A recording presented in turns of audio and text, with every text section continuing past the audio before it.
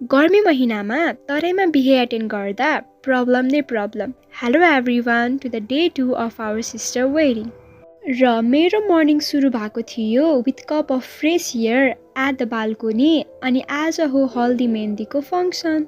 अहिले चाहिँ 3-4 बजिसकेको थियो। अनि छतमा गएर बसे एकछिन अनि रेडी हुनको लागि गएँ। एक त गर्मी अनि त्यही माथि ज्वरो आइरहेको थियो। अनि फेरि यो कपाल के गर्ने थाहै भएन।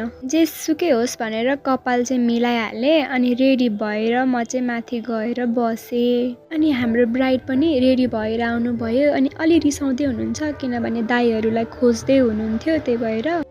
अनि दिदीले चाहिँ बाबा मम्मीसँग फोटोहरू खिचाउनु भयो र त्यसपछि हामीले पनि दिदीसँग फोटो खिचायौँ। यो मोमेन्ट चाहिँ मिस नहोस् भनेर चाहिँ हतार फोन निकालेको, तर अनफर्चुनेटली यो चाहिँ फोटोसुट भइरहेको रहेछ।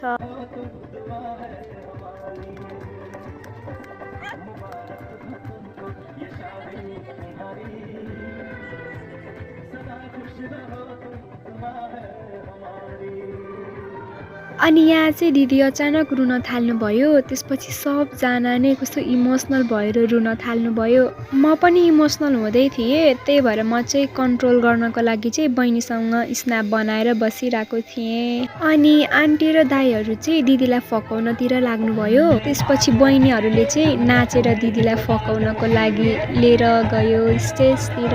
अनि सबैजना चाहिँ नाच्न थाल्नुभयो। अनि म चाहिँ अङ्कलसँग मस्त गफ गरेर बसिरहेको थिएँ किनभने मलाई चाहिँ यो भोजपुरी सङ चाहिँ आउँदैन अनि मलाई यसमा नाच्न पनि आउँदैन। त्यही भएर म चाहिँ अङ्कलसँग गफ गरेर बसिरहेको थिएँ।